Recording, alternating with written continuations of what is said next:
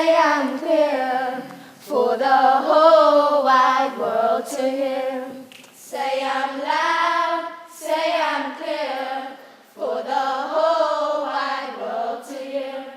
Say I'm loud, say I'm clear for the whole wide world to hear.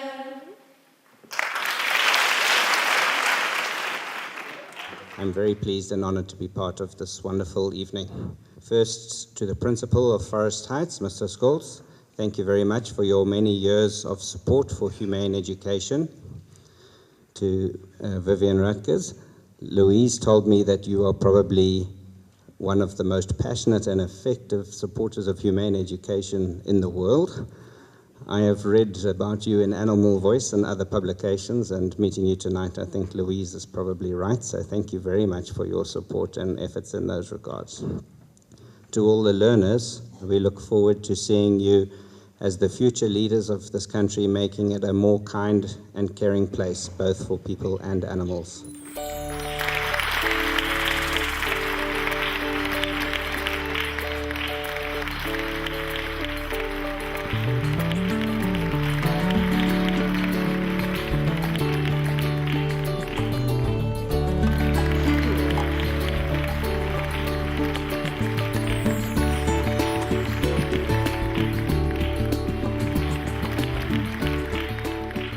We experienced floods now over the weekend, and we are always concerned about ourselves, but we are also pet lovers. So what happens to those pets? And our project was, not knowing that floods are going to be the order of the day, they had to knit, and believe me, Jason also knitted. So they had to knit when people abandon their puppies, and it's only a day old, and it's brought into the vet, and it needs a lot of warmth. And these children they were given the knitting needles, they were given the wool, and all they had to do was to knit. And this will just be tied around that little puppy. So that was just instilling that. Then we have, so Jason will hand over now to Mr. Tony.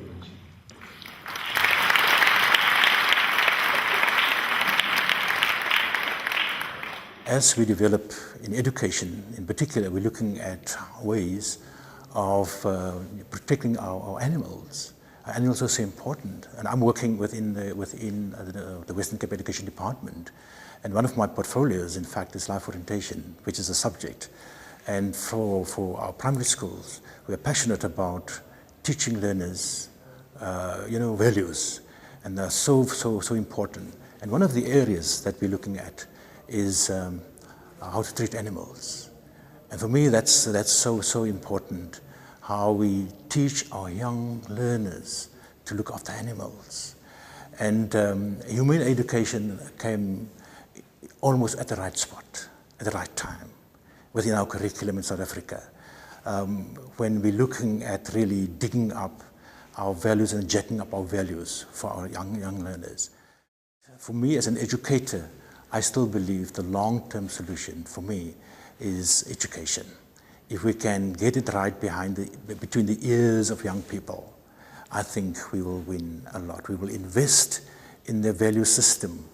So for the future, as we move into the future, as they become young adults, they'll be better equipped to deal with the issue of animal life as fellow living species within our society.